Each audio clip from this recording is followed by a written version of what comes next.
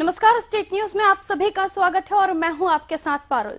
दोस्तों, समस्या समाधान में हम बात करेंगे आज प्लेसमेंट की, क्योंकि हमारे साथ बैठे हैं अनूप शर्मा जी, माफ कीजिए, जो कि कॉर्पोरेट रिलेशन ऑफिसर हैं। और वाकई ये एक तरह से बहुत ही अच्छे दोस्त होते हैं और स्टूडेंट के लिए जो सारी पढ़ाई तो करते हैं, मेहनत भी बहुत करते हैं और मार्क्स भी उनके अच्छे आते हैं, लेकिन कहीं ना कहीं प्लेसमेंट में जाके वो लोग फेल हो जाते हैं। तो बिल्कुल ये उनको ट्रेन करते हैं और अच्छे से अच्छा स्टूडेंट उनमें से सेलेक्ट करते हैं और जो कंपनीज इनसे डिमांड करती हैं, जिनकी डिमांड होती है, और उसके अकॉर्डिंग ये स्टूडेंट को सिलेक्ट करते हैं और जॉब दिलवाते हैं।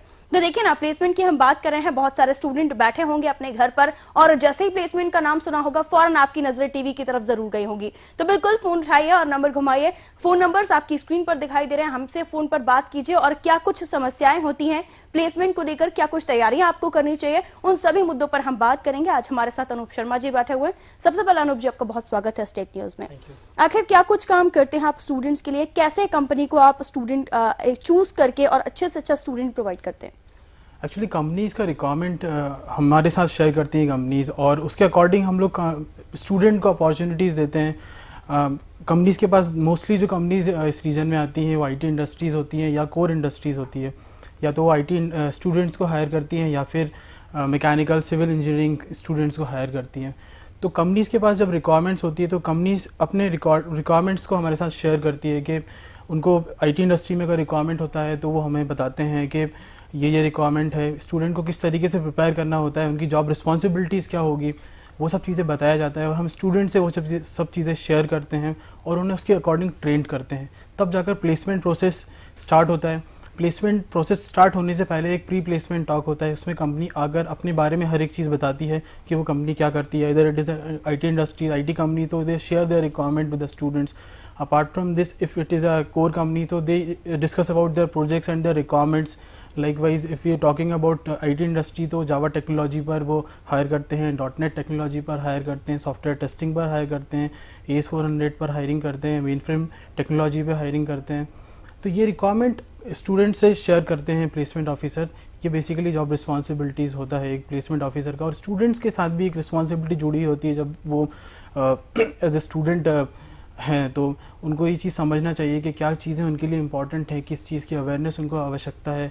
अवेयरनेस बहुत कम होती है कई बार स्टूडेंट्स को, तो उन सब चीज़ों की जानकारी देने की बिल्कुल, क्योंकि स्टूडेंट लाइफ में एक जिम्मेदारी इतनी नहीं होती है जो जिम्मेदार आप उनको बनाते हैं। और कंपनीज जिस तरह से बात करते हैं कि अगर कंपनी खुद चाहती है कि उसको एक परफेक्ट एम्प्लॉय, एक्सपीरियंस एम्प्लॉय चाहिए, तो उनको कहीं ना कहीं परफेक्ट भी आप लोग बनाते हैं। जी, हम लोग उनको काफ़ी सपोर्ट करते हैं स्टूडेंट्स को। उन्हें बताया जाता है कि उनकी क्या रिस्पॉन्सिबिलिटीज़ होगी, उसके साथ साथ क्या उन्हें प्रिपरेशन करना होती है।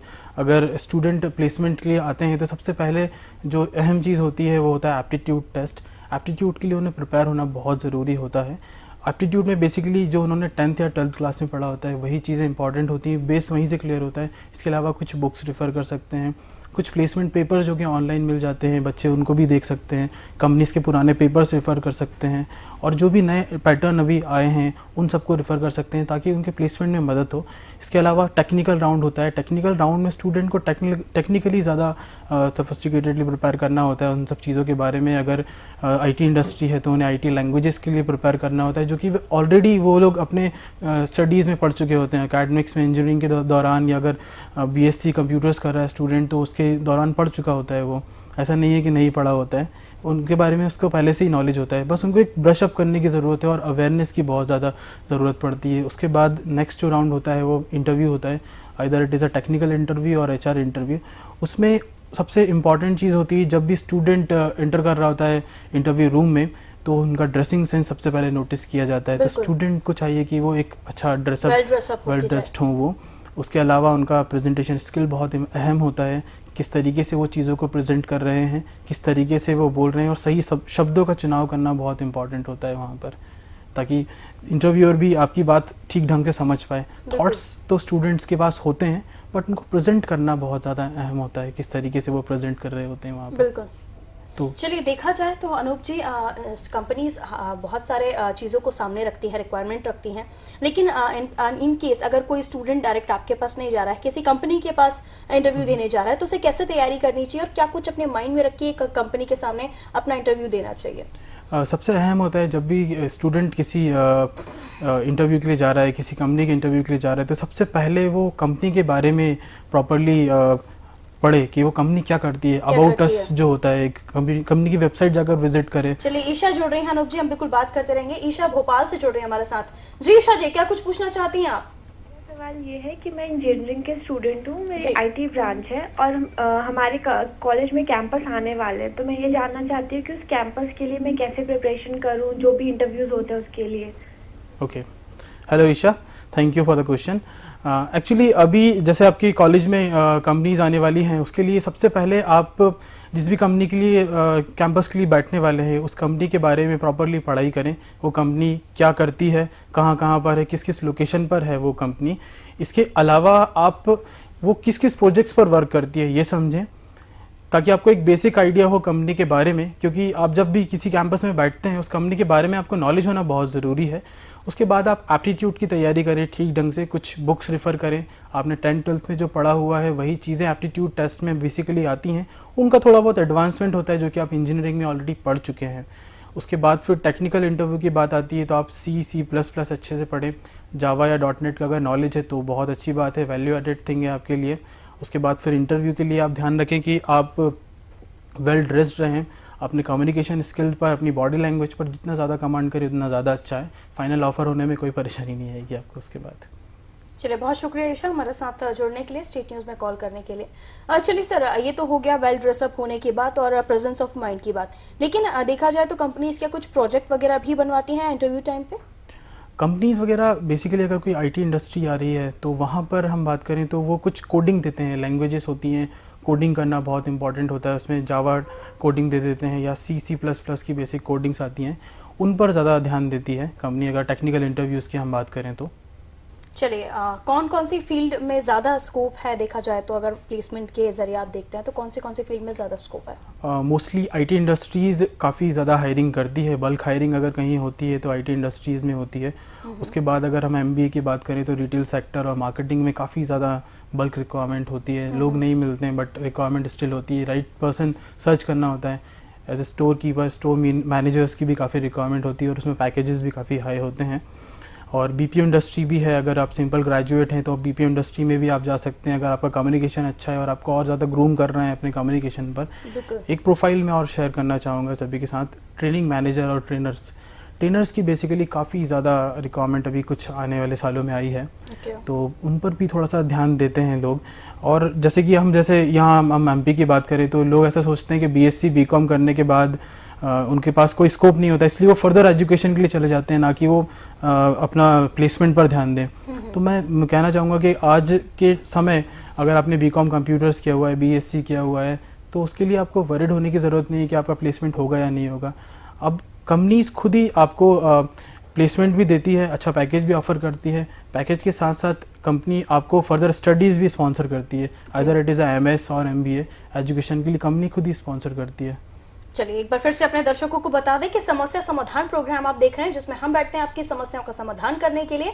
आज हम बात कर रहे हैं प्लेसमेंट की। बहुत सारे आप लोगों में से बहुत सारे स्टूडेंट्स होंगे जो पढ़ाई करते हैं, हायर स्कोर करते हैं, लेकिन उसके बाद भी कहीं ना कहीं प्लेसमेंट में पीछे रह जाते हैं। तो क्या कुछ कमियां आपके अंदर हैं, उसके बारे में आप बिल्कुल हमसे बात कर सकते हैं। और क्या कुछ हमारे अंदर कमियां हैं, उसको कंप्लीट कैसे करना चाहिए, क्या कुछ बेसिक पॉइंट्स हमारे दिमाग में हमें रखना चाहिए जिससे हम जाके इंटरव्यू फेस करें या फिर कंपनीज के लिए अच्छे से अच्छा एम्प्लॉय बन सके। चलिए अनुज जी, एक बार फिर से जान लेते हैं आपसे कि जब आप लोग सिलेक्शन के लिए जाते हैं कैंपस में, तो क्या कुछ पॉइंट्स आपके माइंड में होते हैं, आप लोग कैसे सिलेक्ट करते हैं एक स्टूडेंट को? एक स्टूडेंट में बेसिकली हम एक जनरल कॉन्ट और एप्टीट्यूड टेस्ट लेते हैं, ताकि स्टूडेंट का एक लेवल हमारे पास आए कि स्टूडेंट लेवल, उनका स्टडीज़ किस लेवल का है, टेक्निकली वो स्टूडेंट कैसा है। तो एक क्वेश्चन पेपर डिज़ाइन किया जाता है, it consist of aptitude, can't भी उसमें होता है और टेक्निकल चीज़ें भी उसमें डाली जाती हैं अकॉर्डिंग टू देयर ब्रांचेस। अगर हम इंजीनियरिंग की बात करें तो कंप्यूटर साइंस इंजीनियरिंग, होता है, IT इंजीनियरिंग है, electronics and communication, mechanical, civil engineering, तो उनकी ब्रांच के अकॉर्डिंग टेक्निकल टेस्ट डिज़ाइन किया जाता है। बट इन सभी में कॉमन चीज़ एप्टीट्यूड और कॉन्ट होता है, बाकी टेक्निकल पेपर उनकी ब्रांचेस के अकॉर्डिंग चेंज होता है। और अगर हम बात करें BCom BSc स्टूडेंट्स की, तो उनके लिए सिर्फ एप्टीट्यूड और क्वांटिटेटिव एनालिसिस ही इंपॉर्टेंट होता है, और इसके अलावा जनरल अवेयरनेस के लिए ही क्वेश्चंस बनाए जाते हैं, ताकि एक लेवल हमारे पास आए और फिर जो स्टूडेंट उसमें स्कोर अच्छा करता है तो उससे एक ये बात पता पड़ती है कि हाँ स्टूडेंट किस लेवल तक का है। इसके साथ साथ कुछ बेसिक क्राइटेरिया, उनका एकेडमिक क्राइटेरिया भी होता है जिसको हमेशा कंपनी अपने माइंड में रखती है। कुछ कंपनी 60% थ्रू आउट में हायरिंग करती है, कुछ कंपनी 70% थ्रू आउट में हायरिंग करती है। 70% 60% थ्रू आउट मीन्स 10th में उनका 60% होना बहुत ज़रूरी है। करियर के लिए मैं कहूँगा कि कोई भी स्टूडेंट अगर 10th में है या 12th में है तो वो वहाँ पर अपनी एजुकेशन पे बहुत ध्यान दे, कोशिश करे कि ज़्यादा से ज़्यादा परसेंटेज वो वहाँ पर लेकर आए अपने फाइनल रिजल्ट्स में, क्योंकि अगर आपके इतना क्राइटेरिया अगर आप फुलफ़िल नहीं कर पा रहे हैं तो कई बार ऐसा होता है कि आप लोग वहाँ पर परेशानी को फेस करते हैं और आप वहाँ पर प्लेस नहीं हो पाते हैं, कंपनीज में आपको मौका नहीं मिल पाता है। इसलिए अपने 10th 12th पर बहुत ही ज़्यादा एक और दर्शक जुड़ रहे हैं हमारे साथ, प्रतीक जी। हेलो। नमस्ते जी नमस्कार, क्या पूछना चाहेंगे आप? मैडम मैं masters of journalism and mass communication कर रहा हूँ जी। तो इस क्षेत्र में क्या अवसर है और इस दिशा में आगे बढ़ने के लिए कौन सी करियर बनाने की क्या संभावना है? मास कम्युनिकेशन, थैंक यू प्रतीक। आप मास कम्युनिकेशन कर रहे हैं, बेसिकली इसमें काफ़ी कुछ करियर होता है, बट अभी जैसे कुछ समय पहले अगर हम देखें तो यहाँ आप जिस रीजन में बिलोंग करते हैं वहाँ पर कुछ प्रॉब्लम्स आती थी, तो मोस्टली आपको मेट्रो सिटीज़ में ही मूव करना पड़ता था। बट अब ऐसा नहीं है, आपके लिए काफ़ी कुछ स्कोप है अगर आप वेल प्रिपेयर्ड रहें और वेल कनेक्टेड रहें रिक्रूटर्स से, और कंपनीज़ में कुछ जनरल फॉरम्स होते हैं मास कॉम के, उनसे आप जुड़ सकते हैं, उनके थ्रू आप नॉलेज गेन कर सकते हैं, जो भी रिक्रूटमेंट हो रहा है उसके बारे में आपको पता लग सकता है। और जो भी जितना आप नेटवर्किंग करें उतना ज़्यादा अच्छा होता है। कोशिश करें कि जितना ज़्यादा आप लोगों से मिले, ग्रूम करें, और आपकी फील्ड के लोगों से ज़्यादा आप मिलें तो ज़्यादा बेहतर होगा। और इस फील्ड में काफ़ी कुछ स्कोप अभी भी है, और बस ये है कि आपकी प्रेजेंटेशन स्किल्स पर आपको बहुत ज़्यादा ध्यान देना होगा उसकी। जी बहुत शुक्रिया प्रतीक जी हमारे साथ जुड़ने के लिए। चलिए अनु जी, देखा जाए तो मेरे जो पर्सनल व्यू से मैं जो सोचती हूँ आपसे पूछना ज़रूर चाहूँगी। कंपनीज चाहती हैं कि उनका जो भी एम्प्लॉय हो परफेक्ट आए, उनको कुछ सिखाना ना पड़े, तो ऐसा कुछ भी होता है क्या? कई बार ऐसा होता है, इसलिए ट्रेंड फ्रेशर का आजकल काफ़ी ज़्यादा चलन हो गया है। टेक्नोलॉजिकल ट्रेंड है या फिर कोई पर्टिकुलर रिक्वायरमेंट जो होती है तो उसके लिए कंपनी ये चीज़ शेयर करती है कि वो डे 1 स्टार्टर चाहते हैं। डे 1 स्टार्टर मीन्स यही होता है कि उस पर्टिकुलर स्टूडेंट को या कैंडिडेट को कोई भी ट्रेनिंग ना देना पड़े और डे 1 से स्टार्ट करे काम स्टार्ट कर दे। क्योंकि कंपनीज का मोस्टली जो रिक्रूटमेंट प्रोसेस में एक्सपेंसेस आते हैं, रिक्रूटमेंट प्रोसेस में तो आते ही हैं, उसके अलावा ट्रेनिंग कॉस्ट काफ़ी हाई होता है, तो वो ट्रेनिंग कॉस्ट भी वहाँ पर कंपनी का बच जाता है। इसलिए टेक्नोलॉजिकल ट्रेंड बच्चा अगर मिलता है तो बहुत ही अच्छा होता है, और उस पर वर्कआउट करना बहुत ज़रूरी है स्टूडेंट। तो स्टूडेंट को क्या कुछ करना चाहिए कंप्लीट तैयारी करके, अगर ऐसी कोई कंपनी डिमांड करती है कि उनको ट्रेंड ही चाहिए, और तो उसके लिए स्टूडेंट को क्या कुछ करना चाहिए, कहाँ जाके ट्रेनिंग लेनी चाहिए, या फिर आपके पास आना चाहिए, क्या कुछ करना चाहिए? स्टूडेंट को ये चाहिए कि जो भी पर्टिकुलर टेक्नोलॉजीज़ हैं उसके बारे में पहले अवेयरनेस बहुत ज़रूरी है। आजकल हम जैसे देखते हैं इंजीनियरिंग कॉलेजेस में या दूसरे कॉलेजेस में भी बात करें तो उनको प्रॉपर काउंसलिंग देने वाला कोई नहीं है स्टूडेंट्स को। प्लेसमेंट सेल ज़रूर है, कई जगह नहीं भी है, पर प्रॉपर उन तक नॉलेज नहीं पहुंचता है, प्रॉपर काउंसलिंग नहीं होती है, उन्हें नहीं पता, अवेयरनेस बहुत ही कम है स्टूडेंट्स के पास। तो कोशिश करना बहुत ज़रूरी है कि वो पहले खुद ही सर्च करें, कंप्यूटर पर सर्च करें अपने बारे में, जो भी वो कर रहे हैं, जो भी कोर्स कर रहे हैं, और उसके अलावा फिर वो देखें कि डिमांड कहाँ पर है। जैसे अगर इंजीनियरिंग की बात करें तो यहाँ पर भोपाल एक काफ़ी is a very big hub, MP में काफ़ी सारे इंजीनियरिंग कॉलेजेस हैं, तो वहाँ पर अगर हम देखें तो बेसिकली इंजीनियरिंग स्टूडेंट को चाहिए कि वो अपनी टेक्नोलॉजीज़ देखें कहाँ पर हायरिंग होती है। इसमें जावा बहुत अहम है, कोई भी प्रोडक्ट डेवलपमेंट आईटी कंपनी अगर हायरिंग करती है तो जावा डेवलपमेंट, .NET पर और सॉफ्टवेयर टेस्टिंग पर हायरिंग करती है। तो वो कोर्सेज़ अगर स्टूडेंट करते हैं, कुछ डिप्लोमा कोर्सेज़ होते हैं, वो करें तो बहुत अच्छा होगा उनके लिए। 1 मंथ, 1.5 मंथ और 2 मंथ्स के ये कोर्सेज़ होते हैं, उनके करिकुलम के साथ साथ वो कंटिन्यू कर सकते हैं वो चीज़।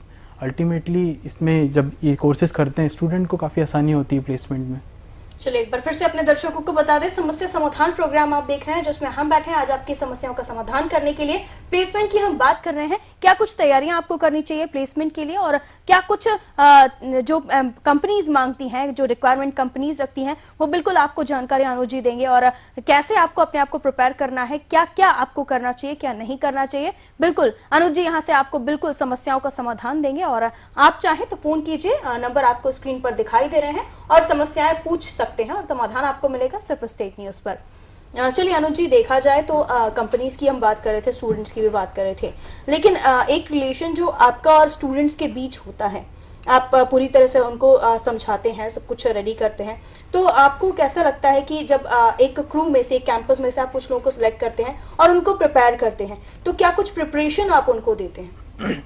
हम लोग काफ़ी कुछ चीज़ों पर ध्यान देते हैं। अगर एक कुछ स्टूडेंट का ग्रुप हमें मिलता है जहाँ पर हम खुद ही पहले रिटर्न टेस्ट के थ्रू उनकी स्क्रूटनिंग करते हैं, उनको निकालते हैं कि कौन सा स्टूडेंट कितना टेक्निकली ठीक है या एकेडमिकली कितना अच्छा है।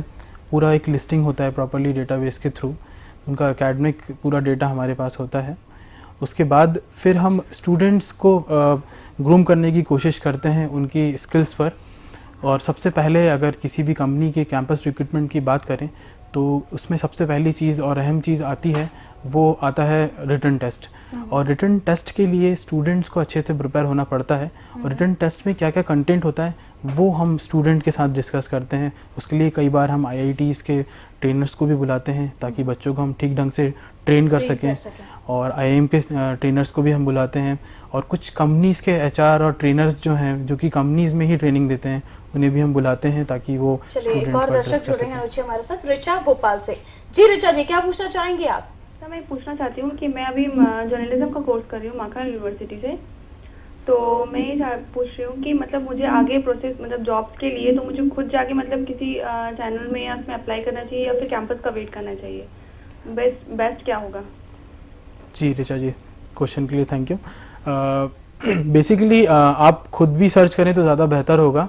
इसके अलावा कैंपस रिक्रूटमेंट आता है तो वो एक वैल्यू एडेड चीज़ है, बिकॉज आपके पास अपॉर्चुनिटीज़ काफ़ी कुछ आपको खुद ही सर्च करना होती है। कई बार कॉलेज से भी हेल्प मिलती है, पर कोशिश करें आप अपना रिज्यूम पोस्ट करें कंपनीज़ की वेबसाइट पर, चैनल्स की वेबसाइट पर पोस्ट करें और जितना आप रेफरल्स निकाल सके उतना ज़्यादा अच्छा होगा आपके खुद के लिए भी। और उसके बाद अगर आपको कॉलेज से प्लेसमेंट मिलता है तो बहुत ही अच्छी बात है। चलिए रिचा, और कुछ पूछना चाहेंगे आप? So much, thank you so much. चलिए सर, हम बात कर रहे थे एक तरह से एक चीज़ और मैं आपसे पूछना चाहूँगी। जैसे कई लोगों से मैंने सुना हुआ है कि बड़ी कॉलेजेस होते हैं, मतलब एक्चुअली कह सकते हैं उसको कि फेमस कॉलेजेस होते हैं, नामी गिरामी कॉलेजेस होते हैं, उनसे पास आउट होकर जो स्टूडेंट्स निकलते हैं उनको ज़्यादा प्रायोरिटी मिलती है, ऐसा कुछ भी है क्या? अब ऐसा वैसे तो कुछ है नहीं, बट हाँ एक बोलना चाहिए एक पॉजिटिवनेस उन स्टूडेंट्स के साथ आ जाती है, क्योंकि उनके एल्यूमनाइज जो होते हैं, जो स्टूडेंट वहाँ से पहले से पास आउट हैं, उस कॉलेज के एल्यूमनाइज जो हैं वो ऑलरेडी वहाँ पर होते हैं, तो उनकी ऑलरेडी एक ग्रुपिंग हो जाती है वहाँ पर। और HR कंसर्न पर्सन जो है, रिक्रूटमेंट मैनेजर जो है, वो जानता है उस कॉलेज के बारे में। तो एक सिर्फ प्लस पॉइंट ये होता है कि उस कॉलेज के बारे में ऑलरेडी रिकॉग्नाइज्ड होता है। अदरवाइज जितना भी सिलेक्शन होता है कंपनीज में वो स्किल्स पर ही होता है। अच्छा, जो मार्क्स वगैरह होते हैं, जो उनका रिजल्ट आता है, उसके अकॉर्डिंग भी कुछ आपका सिलेक्शन होता है क्या? हाँ, जैसे टाटा कंसल्टेंसी सर्विसेज की हम बात करें तो वो टॉप स्टूडेंट्स निकालते हैं, टॉप 10 स्टूडेंट्स और टॉप 50 स्टूडेंट्स का लिस्टिंग होता है, उसके अकॉर्डिंग वो लोग प्लेसमेंट देते हैं। तो मार्क्स भी इंपॉर्टेंट रोल प्ले करते हैं कई सारे रिक्रूटमेंट प्रोसेसेस में। चलिए प्रणव जुड़ रहे हैं हमारे साथ, हमारे दर्शक। जी प्रणव जी, क्या पूछना चाहेंगे आप? सर मेरा क्वेश्चन ये है कि मैं मास कम्युनिकेशन कर रहा हूँ भोपाल से, तो सर मैं विदेश जाना चाहता हूँ, फॉरेन जाना चाहता हूँ, तो क्या मतलब क्या बाहर जाने में कैसा है आगे का फ्यूचर? बाहर आप जा सकते हैं मास कम्युनिकेशन में, विदेश आपको जाना है तो पर उसके लिए सबसे अहम चीज़ जो है आपकी प्रिपरेशन, आपका कम्युनिकेशन स्किल बहुत अहम होता है। और आप कितने रिसर्च फेलो रहे हैं, किस किस जगह पे आपने रिसर्च वर्क किया हुआ है, वो एक काफ़ी इंपॉर्टेंट फैक्टर रहता है उसके साथ, क्योंकि उसी के द्वारा आपको आगे भी मौके मिलेंगे। तो आप रिसर्च फेलोशिप ज़रूर करें मास कॉम में, जितने भी अच्छे चैनल्स के साथ आप जुड़ें या जितनी भी मास मीडिया इंडस्ट्री के साथ, अच्छी से अच्छी इंडस्ट्री के साथ जुड़ें और रिसर्च वर्क प्रॉपर करें, तो आपको बहुत कुछ मौका मिल सकता है विदेश जाने का। चलिए, बहुत शुक्रिया प्रणव जी हमारे साथ चर्चा करने के लिए, हमारे साथ जुड़ने के लिए। बहुत सारी चीज़ें हैं जो एक स्टूडेंट को फॉलो करनी चाहिए और सिर्फ मार्क्स ही आपके सब कुछ नहीं होते, बहुत सारी चीज़ें होती हैं जो आपको कंप्लीट ट्रेन करती हैं और कंपनी जो रिक्वायरमेंट रखती है उसके अकॉर्डिंग प्लेसमेंट का बहुत ही अच्छा एक तरीका है। जिस तरह से अनुज जी ने अभी बताया कि ये जो भी स्टूडेंट्स को सिलेक्ट करते हैं उसके पूरी तरीके से उसको जांच लेते हैं, पूरी तरीके से उसको तैयार करते हैं, फिर ये कंपनी उनको एक्सेप्ट करती है। और जैसे अगर हम एम्प्लॉय की बात करें तो एक एम्प्लॉय कंपनी को चाहिए कि वो परफेक्ट एम्प्लॉय उनको मिले। शशिकांत जुड़ रहे हैं हमारे एक और दर्शक हमारे साथ। जी शशिकांत जी, क्या पूछना चाहेंगे? सर मैं ये पूछना चाह रहा था। जी पूछिए। हाँ सर, मैं ये पूछना चाह रहा था कि ये मैं बैंक की तैयारी कर रहा हूँ, तो उसमें ये इंग्लिश मेरा सेक्शन बहुत कमजोर जा रहा है, तो उसके लिए कैसे क्या प्रिपरेशन करूँ? इंग्लिश सेक्शन के लिए आप बेसिकली वोकैब्स पर वर्कआउट करें और कोशिश करें जितना अच्छे से अच्छा डिक्शनरी है वो आप रेफ़र करें।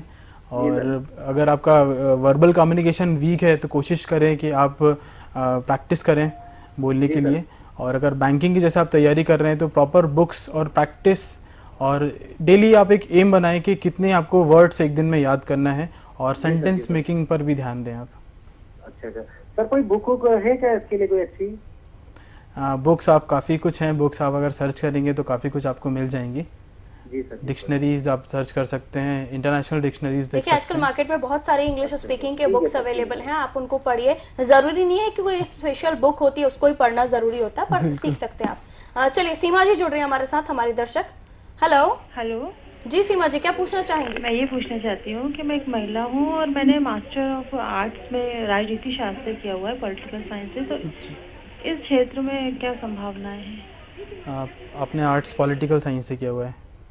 जी ओके।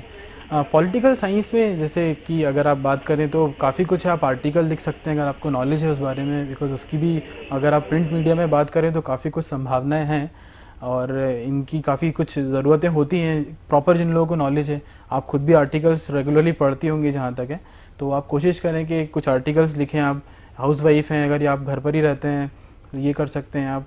और कुछ रिसर्च वर्क अगर आप खुद से कर सकते हैं अबाउट पॉलिटिक्स, काफ़ी कुछ फैक्ट्स होते हैं, कुछ फैक्टर्स होते हैं जो कि आप निकाल सकते हैं और उस पर आप वर्कआउट कर सकते हैं। इवन अगर आप चाहें तो वुमेन एम्पावरमेंट है, वहाँ पर उससे आप जुड़ सकते हैं और उनके साथ आप काफ़ी कुछ काम कर सकते हैं और उन्हें काफ़ी कुछ आप भी सिखा सकते हैं, आप भी सीख सकते हैं और इस तरीके से आप काम कर सकते हैं।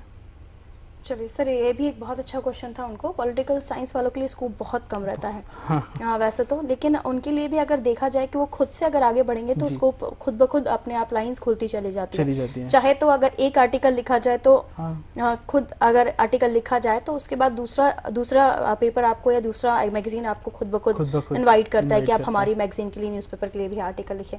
ऐसे बहुत सारी सब्जेक्ट हैं जिसके लिए हम पढ़ाई कर लेते हैं और पढ़ाई करने के बाद उसके बाद हम पछताते हैं कि क्यों हमने ये सब्जेक्ट लिया, इसका कोई आगे स्कोप नहीं है। तो कहना चाहूंगी कि सभी चीजों का कोई ना कोई एक लाइन तो होता है, कोई ना कोई स्कोप होता है, आपको ढूंढना जरूर पड़ता है लेकिन होता जरूर है। चलिए सर, हमारी जो कंपनीज है जो आपसे बात करती हैं तो आपके सामने वो क्या क्या रिक्वायरमेंट रखती हैं? कंपनीज बेसिकली उनको जिस पर्टिकुलर सेक्शन या डिपार्टमेंट में रिक्वायरमेंट होता है उसके बारे में वो हमारे सामने रिक्वायरमेंट रखती है और वो बोलती है कि कई बार ऐसा भी होता है कि कंपनीज बोलती हैं कि हमें इस पर्टिकुलर डिपार्टमेंट के लिए ये एक बहुत ज़्यादा पर्टिकुलर कैंडिडेट चाहिए। और कई बार ऐसा भी होता है कि उनको बल्क रिक्वायरमेंट होता है तो कंपनी बोलती है कि उनका एप्टीट्यूड स्किल्स वगैरह काफ़ी कुछ अच्छा हो स्टूडेंट का। और अगर टेक्निकल की बात करें तो अगर कोर इंडस्ट्री की हम बात करते हैं तो कोर इंडस्ट्री में अगर कोई मैकेनिकल बैकग्राउंड का स्टूडेंट है तो उनके जो पर्टिकुलर कोर्सेज हैं उस पर ध्यान दे कैंडिडेट और उनको प्रॉपरली पढ़ें तो निकल सकता है आसानी से उनका प्लेसमेंट ड्राइव में। इसके अलावा कंपनीज जो बताती हैं उनको आईटी इंडस्ट्री में जावा .NET पर ज़्यादा रिक्वायरमेंट निकलता है और कुछ कंपनीज़ में बहुत पर्टिकुलर रिक्वायरमेंट आता है और काफ़ी बल्क में रिक्वायरमेंट आता है। जैसे काफ़ी कुछ बल्क रिक्रूटर्स हैं, स्टूडेंट काफ़ी कुछ जानते भी हैं, नहीं जानते तो मैं मतलब शेयर कर सकता हूँ उस चीज़ के बारे में भी। तो उनको मेन फ्रेम AS400 टेक्नोलॉजी पर भी काफ़ी कुछ रिक्वायरमेंट होता है और वो चाहते हैं कि उनको ऐसा स्टूडेंट मिले कि वो ऑलरेडी उस टेक्नोलॉजी पर या उस डिपार्टमेंट लास्ट क्वेश्चन, अगर किसी को विदाउट कैंपस डायरेक्ट अप्लाई करना हो तो उसे क्या करना चाहिए? वो रेफरल ड्राइव्स में जा सकता है और इसके अलावा वो डायरेक्ट वॉक-इन्स में भी आजकल अप्लाई कर सकते वेबसाइट हैं। जो आई है जॉब्स के लिए, उन पर अप्लाई करना सही होता है? कुछ जॉब पोर्टल्स काफ़ी कुछ अच्छे होते हैं और कुछ जॉब पोर्टल्स सिर्फ और सिर्फ एडवर्टीजमेंट के लिए ही उपयोग किए जाते हैं आजकल, जैसा कि हम देखते हैं। तो मैं ये कहूँगा कि जॉब पोर्टल्स वो देखें जो काफ़ी मतलब जेन्यून हो, आप कुछ समझदार हैं, आप कुछ पूरी चीज़ें देख लें। अदरवाइज़ बहुत सारे जॉब पोर्टल्स आज जो चल रहे हैं वो आपका डेटाबेस चुराते हैं, ताकि वो उस डेटाबेस को दूसरी जगह शेयर कर सकें और तो उससे वो बिल्कुल खुद पूरी earn तरह कर से सकें। जांच परख के ही आप किसी हाँ। वेबसाइट के थ्रू जॉब के लिए जॉब अप्लाई के लिए करें। अप्लाई करें। चलिए अनुज जी, क्योंकि समय थोड़ा सा कम है तो बहुत शुक्रिया आपका हमारे साथ जुड़ने के लिए, और आप तमाम दर्शकों का भी बहुत शुक्रिया, आप हमारे साथ जुड़े, फोन कॉल्स किए, जानकारी भी ली। और अभी हमारे प्रोग्राम में इतना ही। लगातार अलग अलग सेगमेंट्स लेकर हम आपके पास आते हैं, समस्याएं आपकी होती है, समाधान हम करते हैं। फिलहाल आज के प्रोग्राम में इतना ही, दीजिए इजाजत, नमस्कार।